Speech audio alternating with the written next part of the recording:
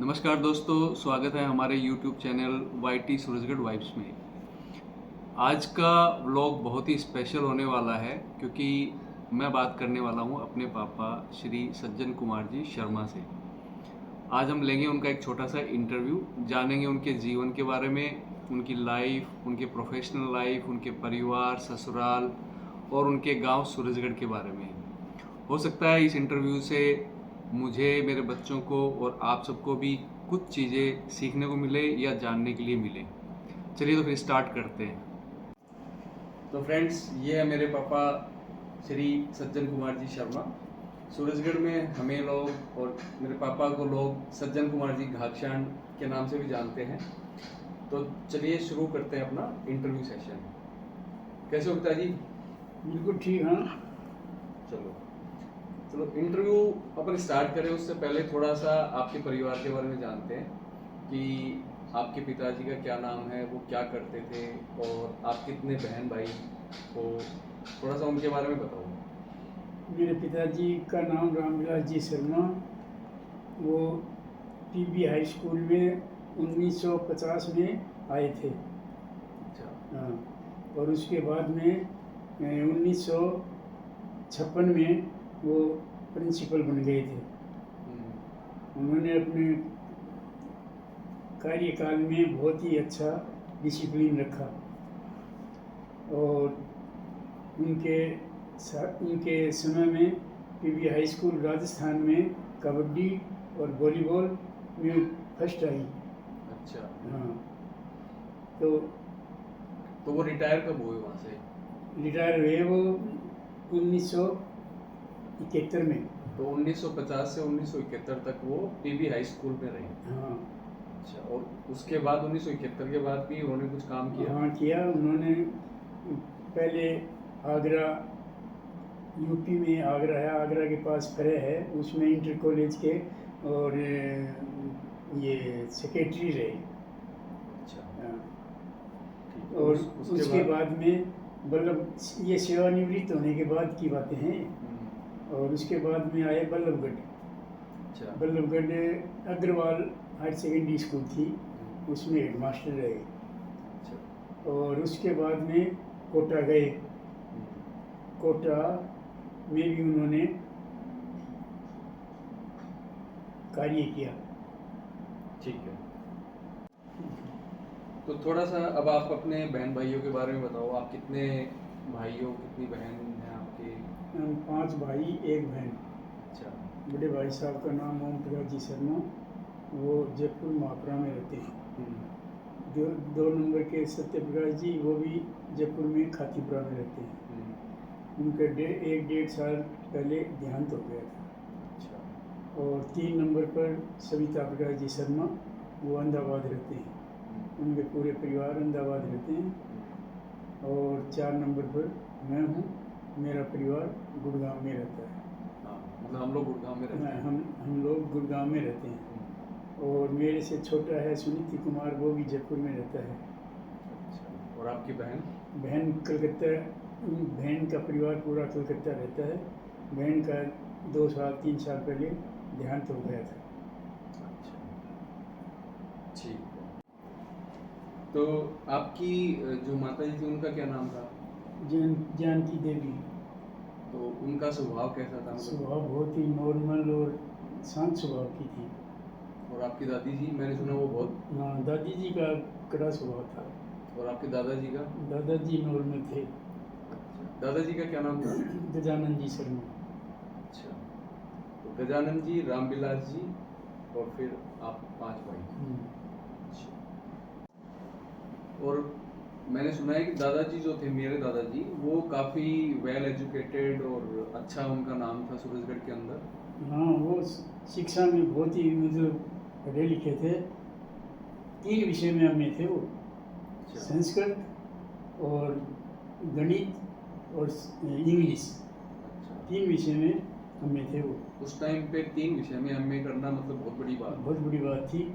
और शेखावाटी के सबसे पहले लाहौर यूनिवर्सिटी में ग्रेजुएट श्री रामविलास जी शर्मा शेखावाटी के थे। मतलब लाहौर यूनिवर्सिटी से अपने जो झुनू शेखावटी के वो पहले ग्रेजुएट थे। हाँ। उनके जीवन के ऊपर मेरे जो ताऊ जी के लड़के हैं संदीप शर्मा जी, उन्होंने उनके ऊपर एक बुक भी लिखी है, हाँ। बुक पब्लिश हो रखी है जो काफ़ी अच्छी मतलब सेल हुई है और काफ़ी लोगों ने उसको पढ़ा भी है। ये है हेडमास्टर जी के नाम से बुक, जो अमेजोन पे सब जगह अवेलेबल है, और ये मेरे भैया संदीप शर्मा जी ने पब्लिश की हुई है। तो अब आपके ससुराल के बारे में बात करते हैं थोड़ी सी। आपका ससुराल कहाँ है और कहाँ आपकी शादी हुई? मेरा ससुराल बगड़ में है, शेखावाटी में, और मेरे ससुर ए श्रेणी के वैद्य थे, बहुत विख्यात वैद्य थे। क्या नाम था उनका? श्री सत्यदेव जी मिश्र। सत्यदेव जी मिश्र। कितने बच्चे थे उनके? उनके 3 लड़का 2 लड़की। क्या क्या नाम उनका? बड़े कहाँ रहते हैं वो लोग? वो बगड़ रहते हैं और बम्बई रहते हैं। बड़े साले का नाम है ललित कुमार मिश्र, 2 नंबर का है यतेंद्र कुमार मिश्र, 3 नंबर का है डॉक्टर नवीन मिश्र। झुंझुनू रहते हैं। झुंझुनू रहते हैं। और जो यतेंद्र जी हैं वो मुंबई रहते हैं। वो बम्बई रहते हैं। और ललित मामा जी हैं वो ललित बगड़ में मेडिकल की दुकान कर रखी है।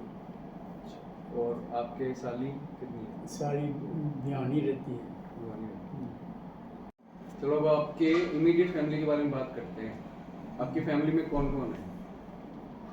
3 बच्चे हैं, 2 बच्ची 1 बच्चा। अच्छा। बच्ची का नाम, बड़ी का नाम है महिमा, छोटी का नाम है मनीषा, और बेटे का नाम? बेटे का नाम कुलदीप। मैं। और आपके पोते पोती, बहू? बहू का नाम है अनीता शर्मा, और पोता यश, और पोती ट्यूशा, और हेमलता नीचे जमा। आपकी पत्नी का नाम है? ठीक। तो आपका अब सूरजगढ़ आना जाना होता है क्या? हाँ, मैं महीने 2 महीने से गांव जाता हूँ सूरजगढ़, और वहाँ मेरे मित्रगण हैं, उनसे मिलता हूँ मैं। सज्जन हलवाई और श्री बालकिशन छापड़िया और सुशील हलवाई, सज्जन हलवाई और गोपाल पंसारी और संतोष जी सर, इन सभी से मैं मिल के आता हूँ। ये मतलब आप जब भी सूरजगढ़ जाते हो उन लोगों से मिल के मिलते रहते हो। सूरजगढ़ की कौन सी मिठाई पसंद है आपको? कलाकंद और पेड़े। पेड़े किसके? पेड़े चौथमल के। और कलाकंद? कमल कमल कमल सुशील जी के बेटे। सुशील के बेटे। अच्छा। और सूरजगढ़ में और क्या फेमस है? सूरजगढ़ के पेड़े प्रसिद्ध हैं। और नमकीन में? नमकीन में सुशील हलवाई के क्या?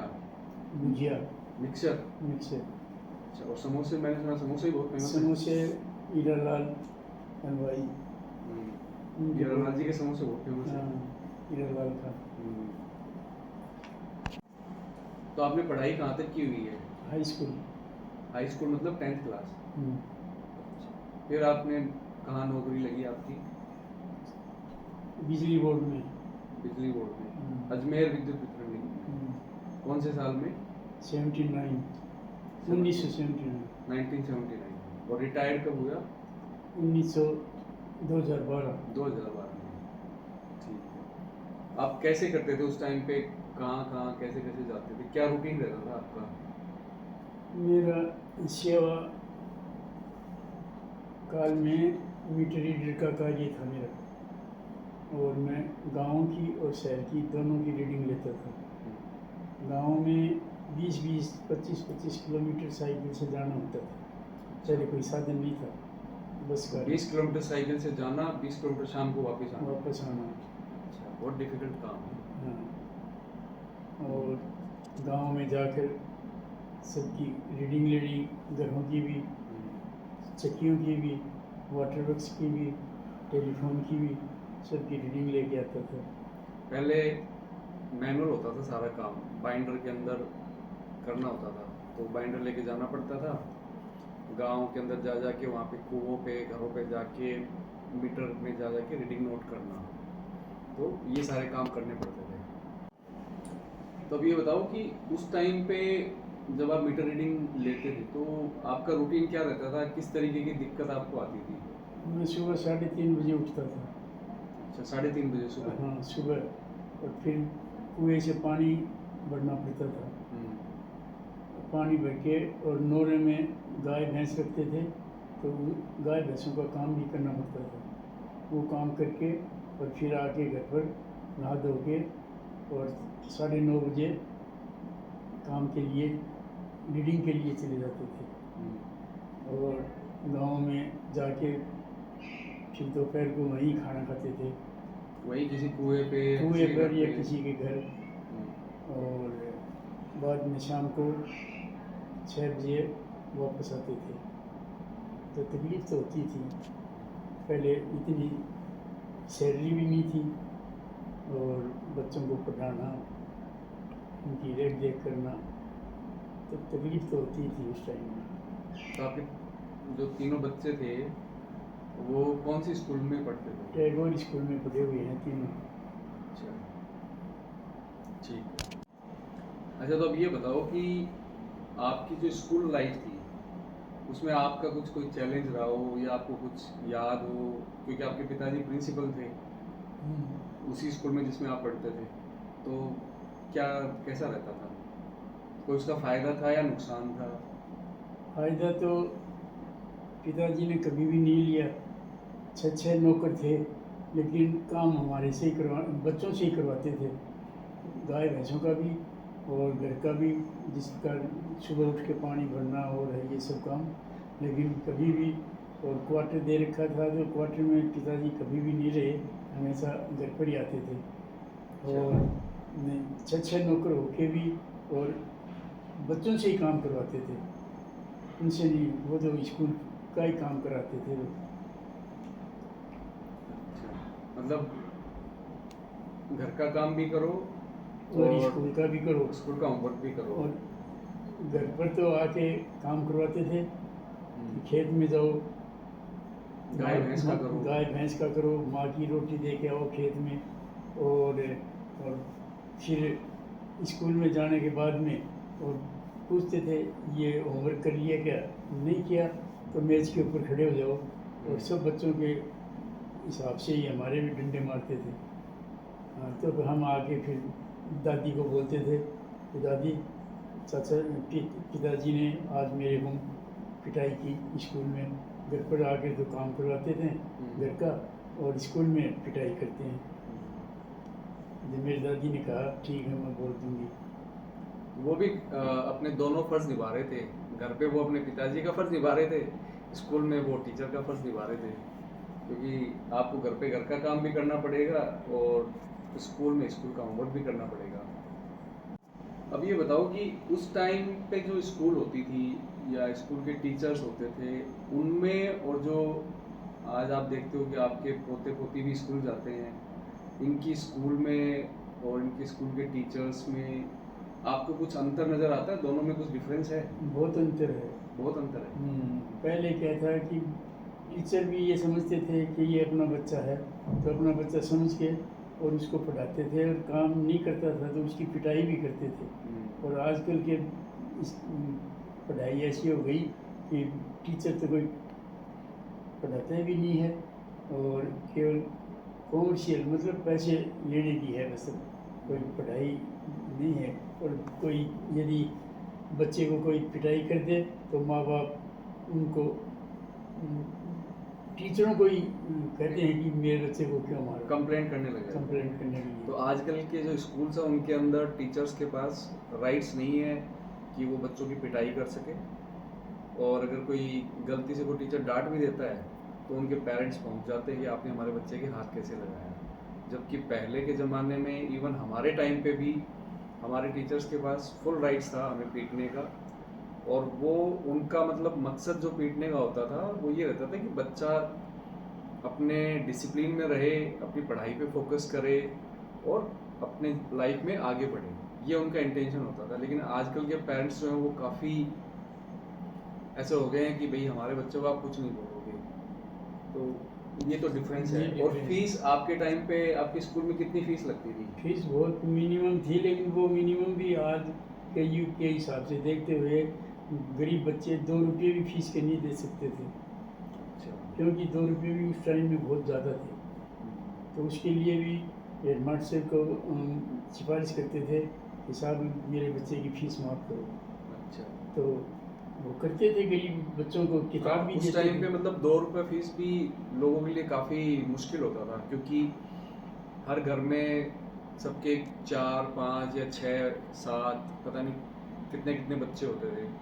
अब उनकी 2 2 रुपये फीस, कमाई का इतना कुछ होता नहीं था गाँव में, सब ज़्यादातर खेती बाड़ी पे ही डिपेंडेंट होते थे, तो उतनी फीस देना भी मुश्किल होता था। आजकल तो फीस की खैर कोई लिमिट ही नहीं है, ये तो है। बिल्कुल। तो सूरजगढ़ में स्कूल टाइम में आपके कौन कौन दोस्त थे? कमल कानोडिया और सीताराम बरासिया, जो फिलहाल बम्बई में है, और जाबनमल चौधरी, जो फिलहाल दुबई में है, बहुत पैसे वाला है, व्यापार अच्छा कर रखा है, व्यापारी है। व्यापारी है। और एक अश्विनी शर्मा, वो हमारे मोहल्ले के ही हैं, हाँ, वो तो अपने घर के पास में घर के पास में ही हैं। अच्छा। और ये कमल कानोडिया जी, ये कहाँ कमल है? कानोडिया मंडी में दुकान कर रखी है कपड़ों की। मंडी में। हाँ, बहुत पैसे वाले हैं। अच्छा, अब एक फैमिली से रिलेटेड क्वेश्चन है कि एक पिता के रूप में आपने किन किन चीज़ों का ध्यान रखा अपनी फैमिली के बारे में, अपने बच्चों के बारे में? बच्चों को हमेशा डिसिप्लिन में रखा। सुबह 4 बजे उठाना और सुबह उठ के पढ़ना, बच्चों को उनका स्कूल का होमवर्क करवाना, और उसके बाद में नहा धो के बच्चे स्कूल में जाते थे। और उनकी फीस थी वो टैगोर में लगती थी। Tagore private school? Private school थी तो फीस भी लगती थी। इनकम इतनी थी नहीं पहले, बहुत कम हाँ, इनकम सैलरी थी। तो बहुत कम होती थी उस हाँ, टाइम पे। लेकिन फिर भी मैंने तीनों बच्चों को अच्छी तरह एजुकेशन दिवाई। दोनों बच्चियाँ भी पोस्ट ग्रेजुएट है, और बच्चा है वो, उसको भी इंजीनियरिंग करवाई। आज वो अच्छी पोस्ट पर है, गुड़गांव में ही काम करता है। मतलब ये मेरी बात कर रहे हैं। अच्छा, तो अर्निंग सोर्स और क्या क्या था, क्योंकि सैलरी से तो उस टाइम पे काम चलता नहीं होगा, तो और क्या क्या आप कैसे मतलब घर के खर्चे उठाते थे? घरवाली का बहुत योगदान था उसमें? योगदान था। और क्या करते थे वो? क्योंकि वो पढ़ाती भी थी, सरस्वती स्कूल में टीचर भी रही। सरस्वती स्कूल में टीचर भी रही? हाँ, अच्छा। और घर पर आके सिलाई का काम करती थी। हाँ, मुझे याद है कि एक हाँ। हमने घर पे एक सरस्वती सरस्वती सिलाई केंद्र के नाम से भी मम्मी ने एक हाँ। सिलाई सेंटर खोल रखा था, तो बच्चियों को जिसमें सिलाई भी सिखाई। उस टाइम पे कम से कम मुझे अच्छे से याद है कि 20 से 25 हाँ। जो लड़कियां आती थी सिलाई सीखने के लिए, आसपास के कई गांवों से आती थी, तो मम्मी उनको सिलाई सिखाती थी, और मम्मी का काफ़ी अच्छा हाथ था सिलाई के अंदर। यहाँ बापर की बच्चियाँ भी आती थी, कुमारों के पास की बच्चियाँ भी आती थी, अच्छा। और अपने गांव की भी बच्चियाँ आती थी। और गाय भैंस भी थी क्या? गाय भैंस भी थी, तो गाय भैंसों से भी उनसे भी थोड़ा आर्थिक हेल्प हो जाती? हेल्प होती थी। अच्छा, मतलब सिलाई हो गई, गाय भैंस से थोड़ा सा हो गया, थोड़ा बहुत खेत से हो गया, थोड़ा बहुत सैलरी से हो गया, इस तरीके से काम निकलता था। अब ये बताओ कि जैसे आज आप गुड़गांव में रहते हो और आपका जो घर है वो सूरजगढ़ है, तो सूरजगढ़ से जब आप गुड़गांव आए, और अब गुड़गांव रहते हुए भी आपको काफ़ी टाइम हो गया, तो आपको क्या डिफरेंस लगता है सूरजगढ़ की लाइफ और गुड़गांव की लाइफ में? क्या डिफरेंस है? बहुत ज़्यादा डिफरेंस है। बहुत ज़्यादा डिफरेंस है। गांव में सब मिलने वाले हैं, बराबर के हैं, उनसे बातचीत भी कर लेते हैं। समय होता है तो मार्केट में भी चले जाते हैं, तो उससे क्या है कि समय आराम से बीतता है।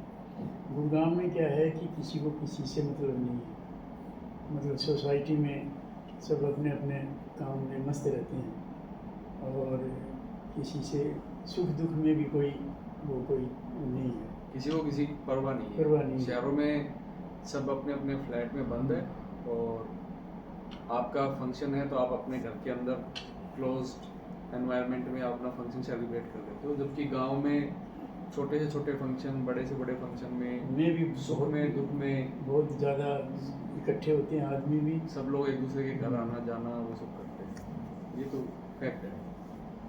और कोई शहर में और गांव में कोई मेजर फर्क? शहरों में क्या है कि एक तो गरीब से गरीब भी बच्चा अपने बच्चों को पढ़ा सकता है, शहर में नहीं पढ़ा सकता। मतलब गांव में पढ़ा सकता है? गांव में पढ़ा सकता है, शहर में तो इतनी फीस है कि बस आप पूछो ही नहीं, बहुत ज़्यादा फीस है।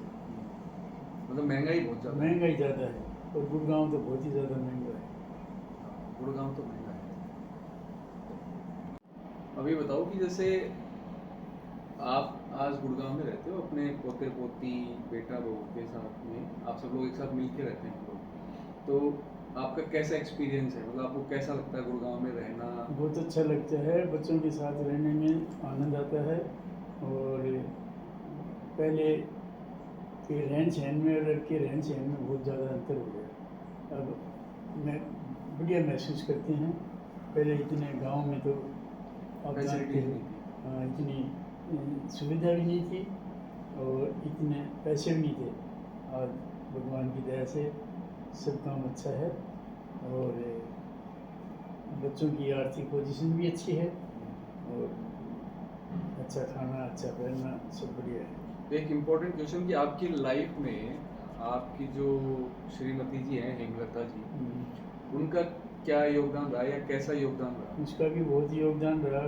उसने लाइफ में बहुत सहायता की, सिलाई करनी और स्कूल में पढ़ा के भी आती थी, तो उससे भी मेरे को बहुत सहारा मिला, जिससे कि बच्चों को अच्छी तरह पढ़ाई एजुकेशन दिला दी, ब्याह शादी कर दी और सब कुछ अच्छे से सेटल हो सबसे गया। सब अच्छा काम हुआ। तो अब एक फाइनल क्वेश्चन, आप अब 75 साल के हो चुके हो, है ना? आपने काफ़ी लाइफ देखी है, काफ़ी स्ट्रगल देखा है, अपने जीवन में हर उतार चढ़ाव आपने देखा है, तो आप अपने एक्सपीरियंस से अपने बच्चों को या आने वाली पीढ़ी को या समाज को आप कोई सीख देना चाहते हो या कुछ बताना चाहते हो या क्या कहना चाहते हो? मैं यही कहना चाहता हूँ कि बच्चों को अच्छा संस्कार देना और बच्चों को यही कहता हूँ कि अपने माता पिता की सेवा हमेशा करना, बड़ों का आदर करना और अपने बराबर का है उनको मान सम्मान देना, प्रेम से रहना और अच्छे संस्कार देने की कोशिश कर रहा हूँ बच्चों को। मतलब आप चाहते हो कि आने वाला जो टाइम है या जो समाज है या जो आगे आने वाली पीढ़ी के लोग हैं वो अपने माता पिता की रेस्पेक्ट करें, अपने से बड़ों की रेस्पेक्ट करें, उनका मान सम्मान करें। अगर कोई आपके बराबर की एज का भी है तो उनका भी पूरा रेस्पेक्ट होना चाहिए। ऐसा नहीं है कि कोई आपसे छोटा है तो आप उसको डिसरेस्पेक्ट कर रहे हो। तो सबका जो रेस्पेक्ट करना है, मान सम्मान है, वो ज़रूरी है। और एजुकेशन भी इम्पोर्टेंट है आज के टाइम पे, पढ़ाई लिखाई बहुत ज़रूरी है आज के टाइम पे। तो हर इंसान को अपने बच्चों के बारे में, उनकी पढ़ाई के बारे में भी सोचना चाहिए। तो आज के इंटरव्यू में इतना ही। थैंक यू सो मच पापा जी for this interview. Thank you. And इस इंटरव्यू से मुझे ऐसा लगता है कि पापा की जो लाइफ थी, जो पहले का, जो भी रिटायरमेंट से पहले की लाइफ, या मैं कहूँगा कि 2012 में जब ये रिटायर हुए उससे पहले की जो लाइफ थी वो बहुत ही संघर्ष, मिडिल क्लास और आई वुड से कि लोअर मिडिल क्लास लाइफ थी। पर उस साधारण से जीवन में भी इन्होंने अपनी तरफ से अपने परिवार के साथ मिलजुल के इन्होंने पूरी कोशिश करी कि उनके बच्चों को एक अच्छी एजुकेशन दी जाए और उनके बच्चों को अच्छे संस्कार मिले। तो लाइफ में कितने भी स्ट्रगल हो, पैसा इतना ज़्यादा मैटर नहीं करता। आपको ये देखना है कि आपके बच्चे सही रास्ते पर हैं, उनको सही शिक्षा दी जा रही है, वो एक दूसरे का रिस्पेक्ट कर रहे हैं, समाज में वो कोई किसी का नुकसान नहीं कर रहे हैं। तो संस्कार जो है, जो हमें इस इंटरव्यू से सीखने को मिला, संस्कार जो है वो सबसे ज़्यादा इम्पोर्टेंट चीज़ है, तो उस चीज़ का हमें ध्यान रखना चाहिए। So thank you so much पापा जी फॉर दिस इंटरव्यू। मिलते हैं किसी नेक्स्ट इंटरव्यू में।